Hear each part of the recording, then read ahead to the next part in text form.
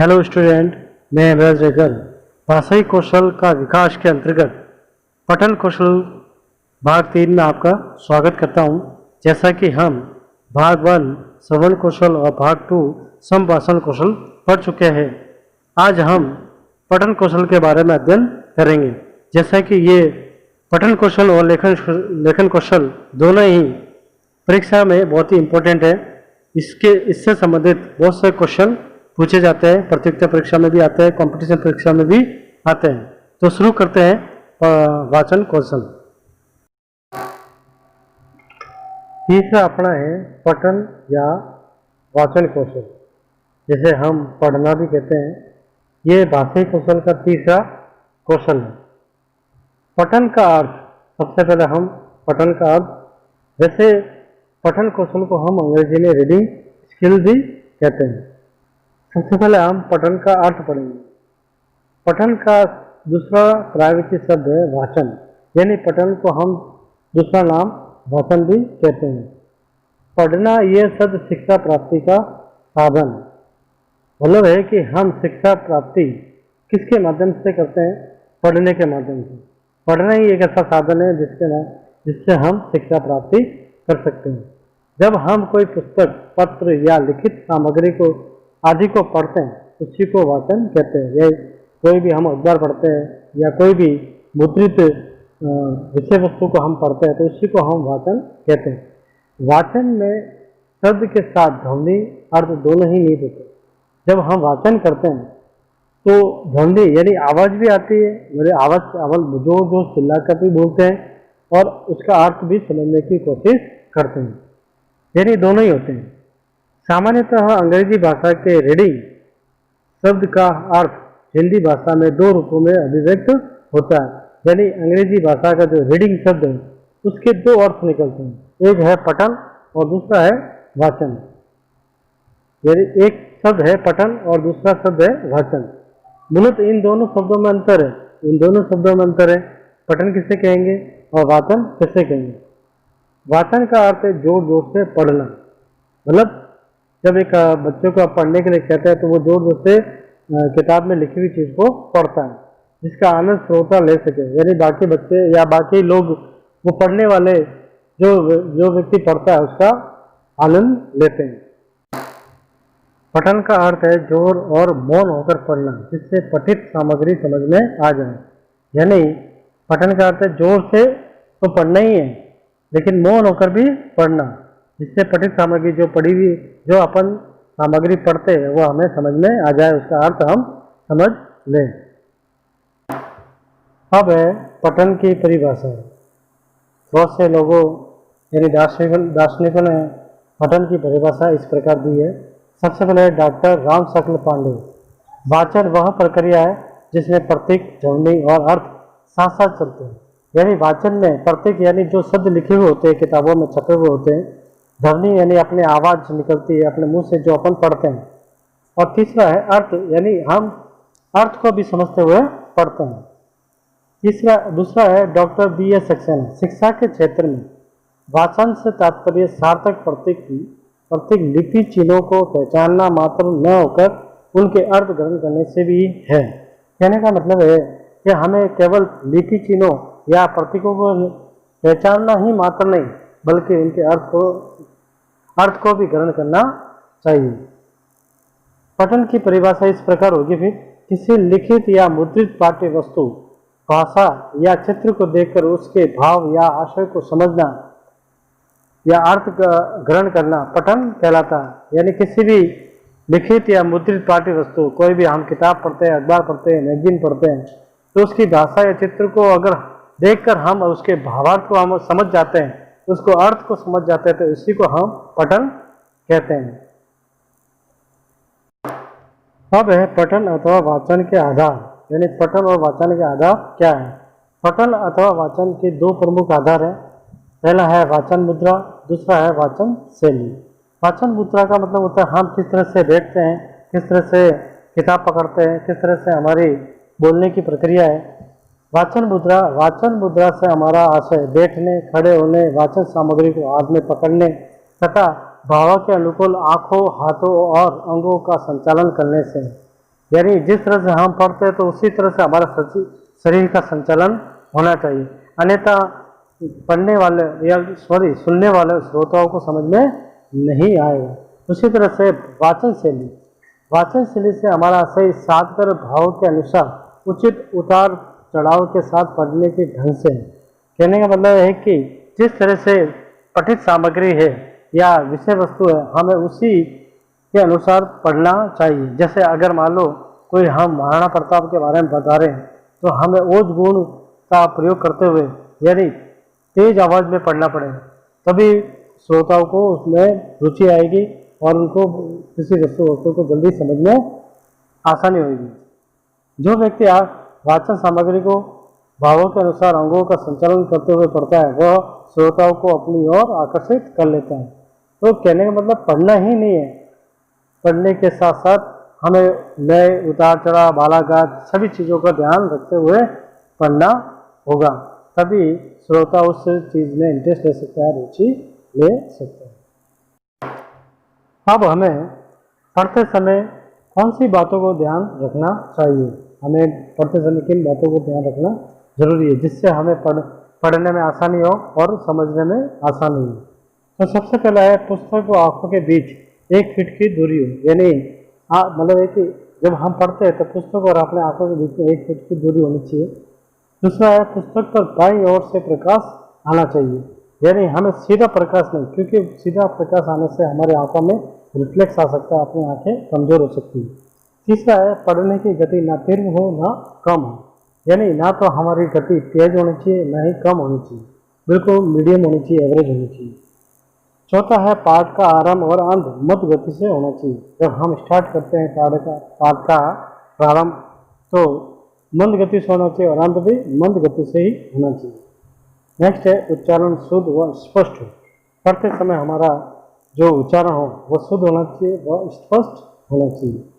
Next पढ़ते समय पढ़ने की मुद्रा सिद्धि व आरामदायक हो, हम जब भी पढ़ाई करते हैं तो हमारे पढ़ने की जो मुद्रा होती है वो सीधी होनी चाहिए, कमर एकदम सीधी होनी चाहिए और आरामदायक होनी चाहिए, क्योंकि शरीर को तकलीफ होती है तो पढ़ने में हमें को दिक्कत आती है। नेक्स्ट है पढ़ते समय मुख पर भाव झलकने चाहिए, यानी हम कोई भी पढ़ रहे हैं, किसी भी विषय वस्तु को पढ़ रहे हैं तो हमारे चेहरे पर दिखना चाहिए, वो भाव झलकना चाहिए। अब आगे अब है पढ़ने का महत्व, यानी पठन का महत्व। पढ़ने से हमारे को क्या महत्व है?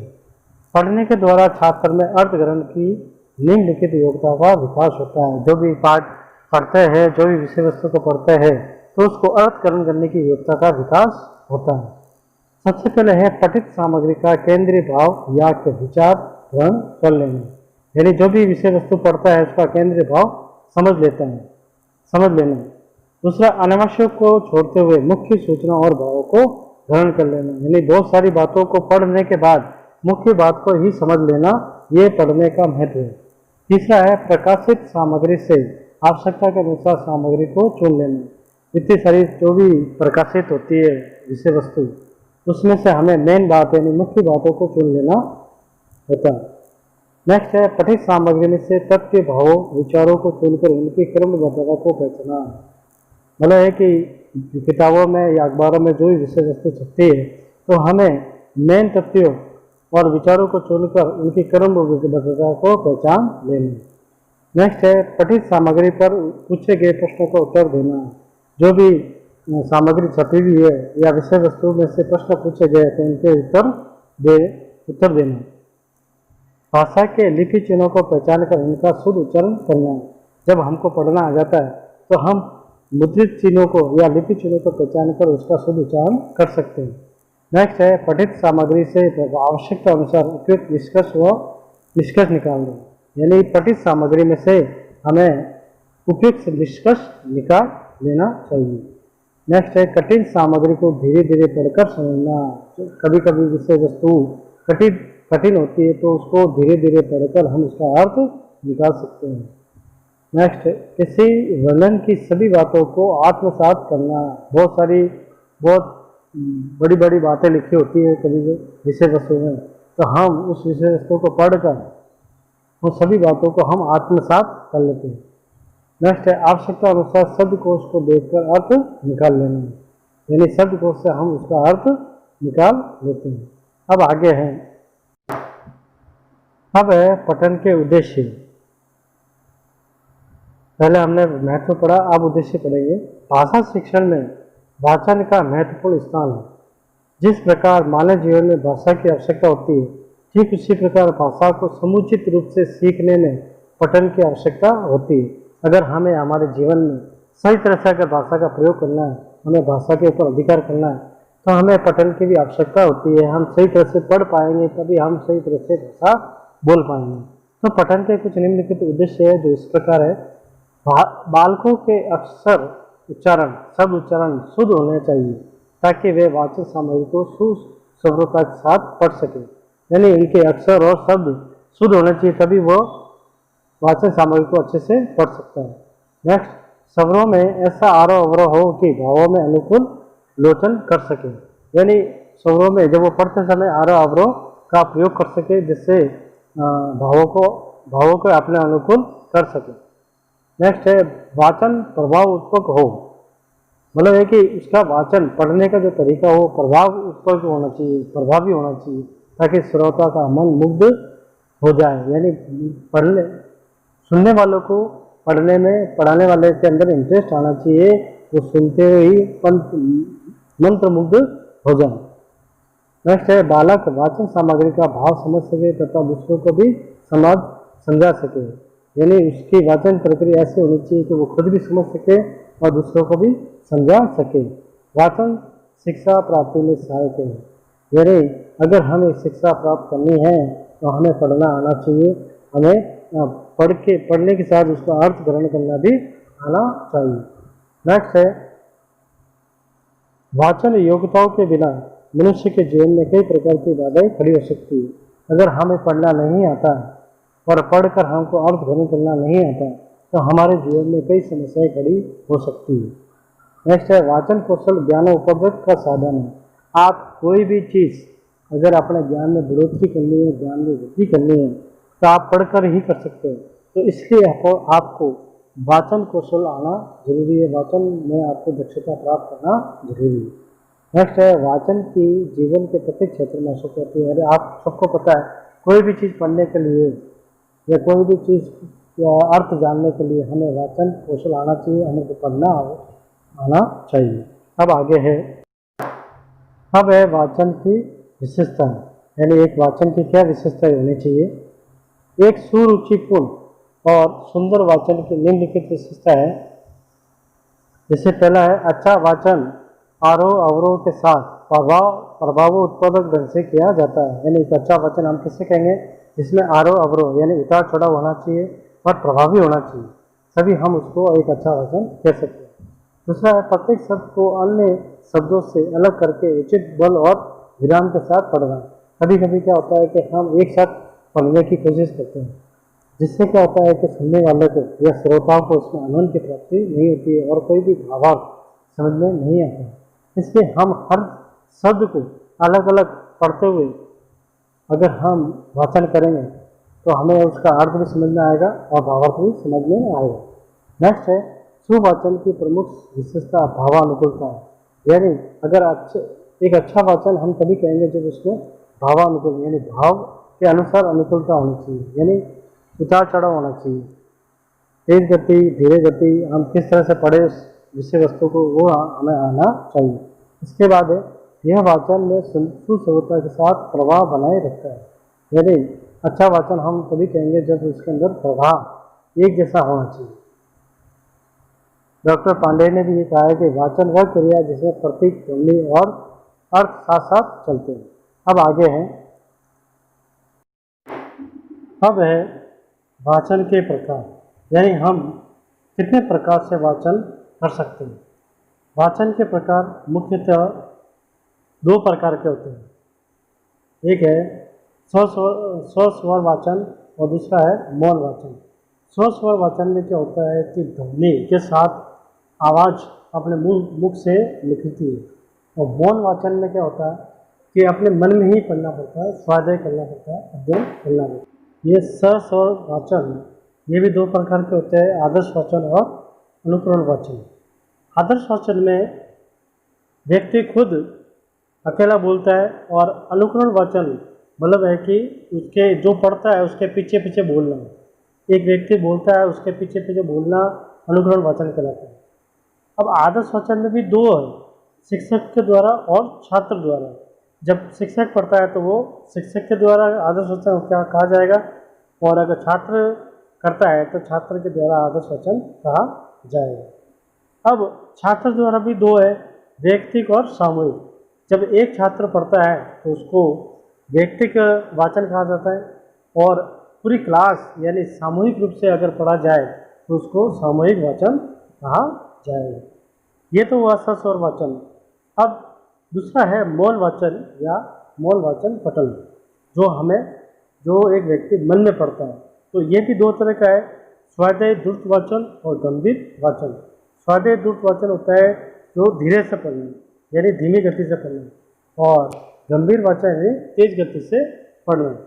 लेकिन ये वाचन के प्रकार को हम विस्तारित रूप से अगले वीडियो में भाग 3 क में पढ़ेंगे। आज हम इसमें इतना ही पढ़ेंगे।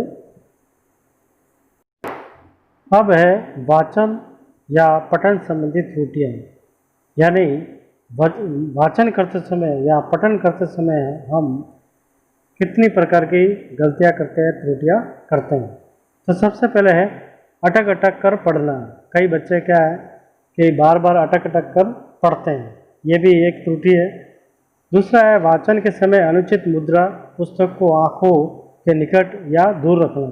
कई बच्चे पढ़ते समय सही ढंग से नहीं बैठते, और कई बार बच्चे आँखों के नज़दीक किताब रखते हैं, कई बार बच्चे आँखों से बहुत दूर किताब रखते हैं, जिससे पढ़ाई में सही नहीं आता। तीसरा है अशुद्ध उच्चारण। गलत उच्चारण करने से भी गलत लेखन कौशल भी खराब होता है, और सुनने वाले श्रोता को भी उद्देश्य की प्राप्ति नहीं होती। वाचन निर्माण में गति का न होना। जब पढ़ते समय वाचन गति का ना तो धीरे होना ना अधिक होना, मतलब एक मीडियम एवरेज औसत गति का होना जरूरी है। उसके बाद में दृष्टि दोष से अक्षरों का ठीक दिखाई न देना। कई बार क्या होता है कि दृष्टि दोष यानी आँख खराब होने के कारण भी अक्षर सही ढंग से नहीं दिखाई देते, जिससे वो बच्चा सही नहीं पढ़ पाता है। उसके बाद में है पाठ्य सामग्री का कठिन होना। कई बार ऊंचे लेवल की किताब छपती है और विषय वस्तु होती है, तो वो बच्चा नहीं पढ़ पाता है, पढ़ने में उसको दिक्कत आती है। अगला है अक्षर या संयुक्त अक्षर संबंधी त्रुटियाँ। कई बार एक शब्द के साथ में कई शब्द जुड़े हुए होते हैं, जिससे बच्चे उसको पढ़ नहीं पाते और उसका गलत उच्चारण करते हैं। नेक्स्ट है भावानुकूल आरोह अवरोह का अभाव। हर विषय वस्तु को एक ही लय में नहीं पढ़ सकते हैं, कई बार उसमें उतार चढ़ाव देना पड़ता है, तभी वो वाचन एक रुचिकर होता है और एक प्रभावीकार होता है। उसके बाद में वाचन संबंधी मार्गदर्शन का अभाव।